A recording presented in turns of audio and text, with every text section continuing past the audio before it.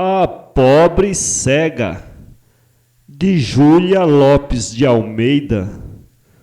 Voz: Iba Mendes. Na cidade de Vitória, no Espírito Santo, havia uma ceguinha que, por ser muito amiga de crianças, ia todos os dias sentar-se perto de uma escola, num caminho ensombrado por bambus. Entretinha-se ela ouvindo as conversas da pequenada que subia para as aulas. As auras do mar vinham de longe queimar-lhe o rosto trigueiro. Imóvel, com o cajado nas mãos pequenas, ela imaginava quantos rapazinhos deveriam estar pimpões dentro das suas roupinhas bem lavadas, e ria-se quando, a qualquer ameaça ou repelão de um dos mais velhos, os pequenos gritavam: "Eu vou dizer à mamãe!"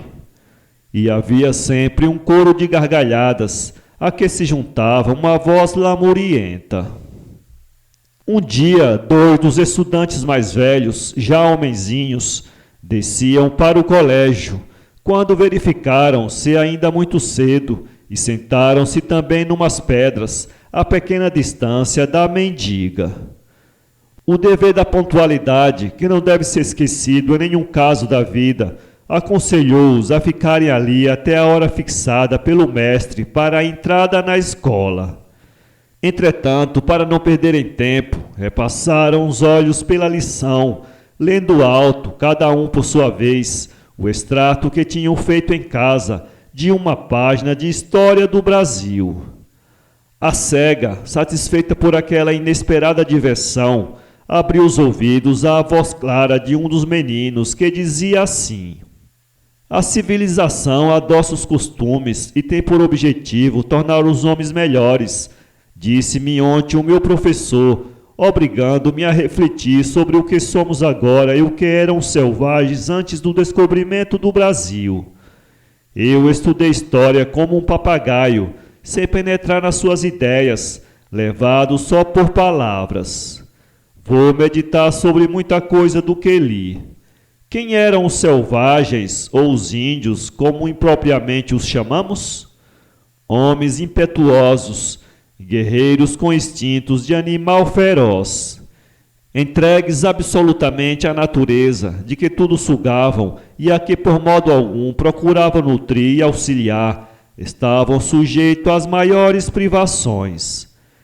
Bastando que houvesse uma seca ou que os animais emigrassem para longe das suas tabas para sofrerem os horrores da fome. Sem cuidar da terra e sem amor ao lar, abandonavam as suas aldeias, poucos anos habitadas, e que ficavam pobres taperas, sem único indício de saudade daqueles a quem agasalharam. Elas ficavam mudas, com os seus telhados de palma apodrecidos, sem ninhos, sem aves, que as flechas assassinas tinham espantado, sem flores, sem o mínimo vestígio do carinho que temos por tudo o que nos rodeia. Abandonando as tabas que por um par de anos os tinham abrigado, os donos iam plantar mais longe novos arraiais. Os homens marchavam na frente, com o arco pronto para matar, e as mulheres iam atrás, vergadas ao peso das redes, dos filhos pequenos e dos utensílios de barro de uso doméstico. O índio vivia para a morte. Era antropófago, não por gula, mas por vingança. Desafiava o perigo, embriagava-se com sangue e desconhecia a caridade. As mulheres eram como escravas, submissas, mas igualmente sanguinárias.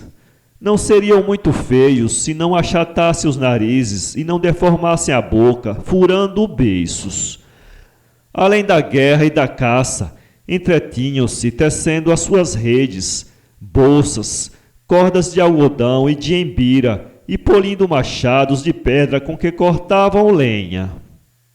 Quero crer que as melhores horas da sua vida seriam passadas nessas últimas ocupações. Que alegria invade o meu espírito quando penso na felicidade de ter nascido 400 anos depois desse tempo em que o homem era uma fera, indigno da terra que devastava, e como estremeço de gratidão pelas multidões que vieram redimir essa terra, cavando-a com a sua ambição, regando-a com seu sangue, salvando-a com a sua cruz. Graças a elas, agora, em vez de devastar, cultivamos e socorremo-nos e amamo-nos uns aos outros. Pedro Álvares Cabral, Pero Vaz de Caminha, Frei Henrique de Coimbra, vivei eternamente no bronze agradecido, com que no Rio de Janeiro vos personificou o mestre dos escultores brasileiros. Vinham já os outros rapazes muito apressados a caminho da escola. A cega calculou pelas vozes o tipo e a estatura de cada um, e quando já se perdia ao longe o rumor dos passos da maior parte deles, sentiu como nos outros dias cair-lhe devagarinho no colo uma laranja e um pedaço de pão. Nenhuma palavra costumava acompanhar aquela dádiva, mas uma corridinha leve denunciou, como das outras vezes, o fugitivo, o Chico, que não tendo nunca dinheiro para dar à pobrezinha, dava-lhe a sua merenda. Nesse dia as crianças voltaram imediatamente do colégio. O professor adoecera e não havia aula. Sentindo-os, a cega levantou o bastão para que parassem e perguntou: como se chama o menino que todos os dias me mata a fome, dando-me a sua merenda? Ninguém respondeu. Como a pobre renovasse a pergunta, Chico fugiu envergonhado. Reconhecendo-o pela bulha dos passinhos rápidos, a mendiga exclamou: é aquele que fugiu. Tragam-mo cá, quero beijar-lhe as mãos. Alcançado pelos colegas, Chico retrocedeu, vermelho como uma pitanga, e deixou-se abraçar pela mendiga, que lhe passava os dedos pelo rosto, procurando adivinhar-lhe as feições. Familiarizados com ela, os meninos perguntaram-lhe: você, messê, não vê nada? Nada? Nada. Já nasceu assim? Não. Como foi? Coitadinha. As perguntas das crianças não a humilhavam, porque ela já as tinha por amigas. Querem saber como fiquei cega? Escutem. Quando eu era moça, morava em frente à casa de uma viúva carregada de filhos. Uma noite acordei ouvindo gritos: socorro, socorro! Pediam em brados. Levantei minha pressa, vesti-me não sei como e fui à janela. Da casa fronteira saíam chamas e grandes novelos de fumo. Na rua, a dona da casa, gritando sempre, aconchegava os filhos ao peito. De repente, deu um grito agudíssimo. Faltava um dos filhos mais moços, o Manuel. A desgraçada quis atirar-se às chamas, mas as crianças agrupavam-se todas agarradas à sua saia. Então eu atravessei correndo a rua e de um pulo trouxe para fora o menino, já meio tonto e pálido como um morto. Não me lembro senão do calor do fogo que me cercava por todos os lados, da fumaça que oprimia e da dor horrível que senti nos olhos quando, à rajada fria da noite, entreguei na rua o filho à mãe. Ela gritou radiante: está salvo! E eu pensei com amargura: estou cega. E essa família? Inquiriu um dos meninos. Era pobre também, nem sei onde para... Sei eu, respondeu um dos pequenos. Essa família é a minha. A criança que a senhora salvou é hoje um homem trabalhador e que há de protegê-la. É meu pai.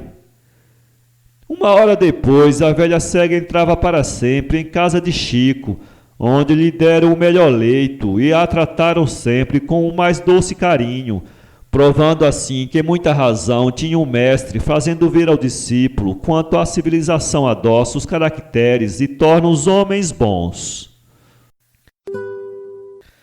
Para ler este conto, acesse www.poeteiro.com